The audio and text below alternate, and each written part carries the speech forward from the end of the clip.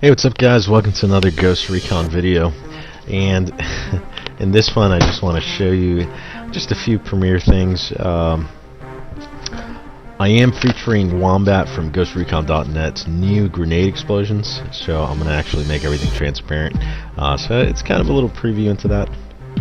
And it also will serve another purpose as well. And that is to show you the AI's reactions to what's going on. So when the explosion went off, you can see the guy on the left there.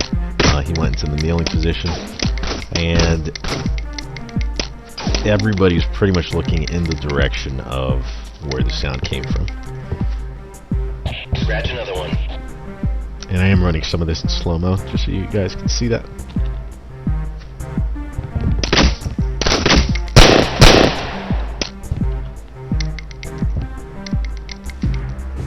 So, I had a commenter on YouTube that asked, why are you modding this old game? And he used a little stronger language than that, but it's a legitimate question. And not just modding it and building on it and creating new campaigns and textures and weapons and all sorts of stuff that it's been going on for over 10 years. A decade and a half almost. Why is it? That's a legitimate question. Why are we playing this game? Why are we modding it? And the bottom line is because it's awesome. It is the absolute benchmark and platinum standard for any tactical shooter. Now, there are some competitors and that I love. Obviously, Rainbow Six 3 and improved on the first Rainbow Six, second Rainbow Six as well. And it's a great CQB simulator along with SWAT 3, which I still prefer over SWAT 4. And obviously modern day Arma and things like that. This is not an Arma bashing video, I promise, but there are a number of things that really bother people with Arma. And there's three essential things that I'll talk about. Number one is the GUI, obviously the user interface. Dyslexia has a very extensive video on the action menu and how pretty much that has not been updated since Operation Flashpoint.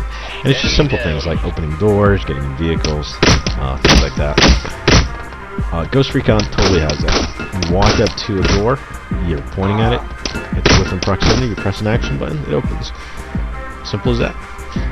Now, Arma obviously is a lot more complicated than Ghost Recon is, and it does so many things well. It's a great open world simulator. It's got miles and miles of terrain, helicopters, tanks, vehicles, and I think that's one of the big reasons why people love and play Arma is because of all the vehicles, and it creates this huge battle space. Realistic ballistics, the effect of wind on ballistics. You have artillery, you have silenced weapons, night vision, convoys, tanks, and it's just this huge open world scenario. That brings me to point number two. People frequently play Arma online, and it's for the multiplayer experience. And the reason is that the AI is not good. It's not. It hasn't really been improved. Not that I know of from Arma, from the original Operation Flashpoint. You still have the same issues. Even with all the mods, Zeus, GL4, ASR, you're trying to improve on something that, in my opinion, is kind of broken. Whereas in Ghost Recon, even though it's not perfect, the enemies react in realistic manners. They take cover, they suppress you, they flank, they actually take cover behind hard objects. So here, in this scenario, number two guy's got a flashbang up, and you can see the beautiful animations that Ghost Recon has. The reason that I have this in transparency, one, is obviously so I don't disclose Wombat's grenade mod just yet. Grenade Hollywood effect mod, which is awesome. You're gonna really like it. But it's just to kind of just forget about the graphics. Forget about the fact that sorry, I was just having some technical difficulties there with the recording. So let's see what this Enemy down. just some of the CQB things that you can do in here, and that is made possible by flashbangs now.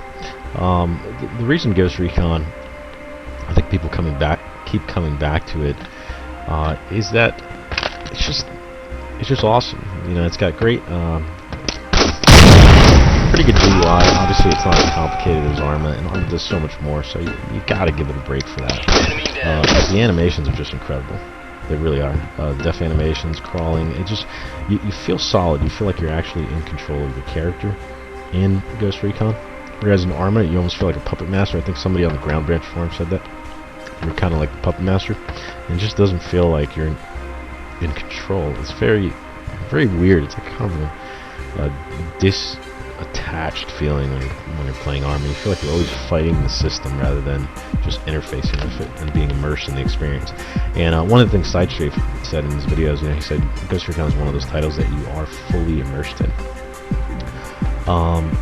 And the third thing is the AI. Arma's AI is just atrocious with all of the enhancements, like I said. And the AI in Ghost Recon is actually really good. They react to suppression, they react to sniper fire, they cover, they suppress, they'll advance, they'll flank you, etc. So if you can imagine a modern tactical shooter like Ghost Recon, with just updated graphics, forget about that this title was made in 2001. And just think about why people still play this. So to answer that YouTube commenter, he asked, why is it that you guys are spending time on this? Well, it's because it's an adult's game. It's a man's game. It's difficult. It's hard. Call of Duty, you get behind a wall, you regenerate health, and a lot of the games are big Hollywood blockbusters. Now, I'm not taking away anything from them as far as what they're good at, and that is creating awesome storyline and having amazing textures and graphics. But a game like this, I still think that the textures are decent. It's kind of like if you grew up watching black and white movies, you're not going to bother you as much. But this title, if it was updated, if it was just modern graphics with huge open world terrain, if Ghost Recon and Arma had a baby, I think it would just be awesome.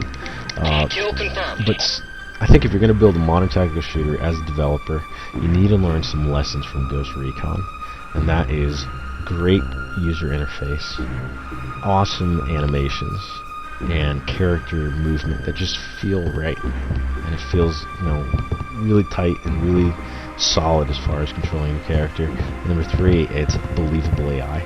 Now, there's tons of upgrades that can be done to Ghost Recon AI, and people have gotten frustrated with it, but really if you compare it to other titles, it's probably the best AI that you're going to get.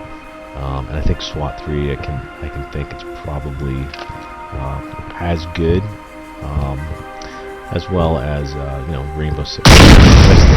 Ghost Recon is some of the best AI out there.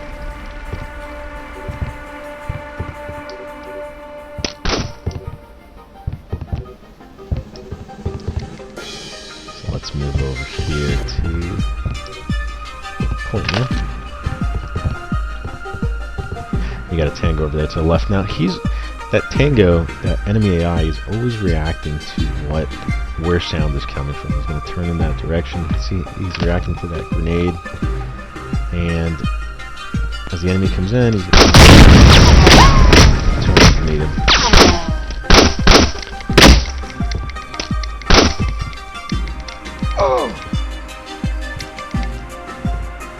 Scratch another one. Just great death animations. I'm going to speed this up just for time's sake here. So yeah, the 3 fundamentals that Ghost Recon has, I think you absolutely need them in a modern title. And the reason we still play this is because there hasn't been a title that has matched what Ghost Recon has done in 2001 today.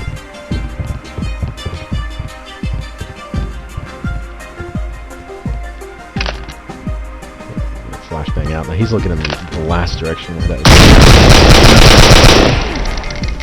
Kill confirmed. Tango over here to the right.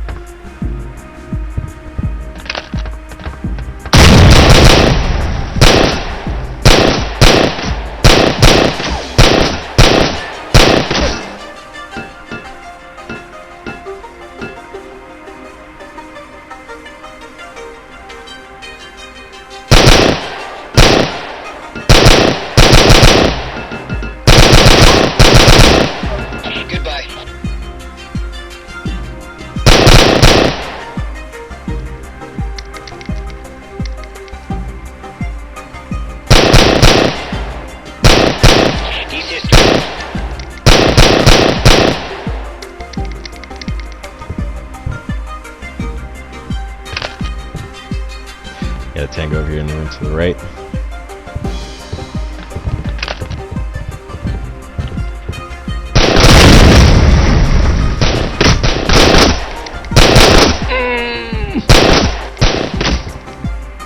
Kill confirmed.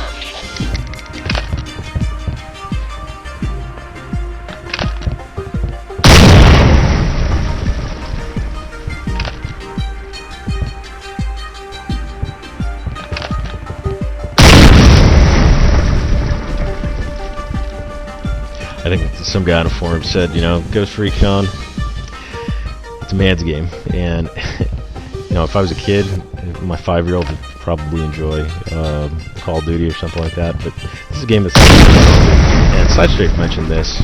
You know, he said that games were challenging, and it was hard, and I think we've kind of created a culture of things being easy, and this is truly just the golden age of tactical shooters. So that's why we still enjoy it and still play.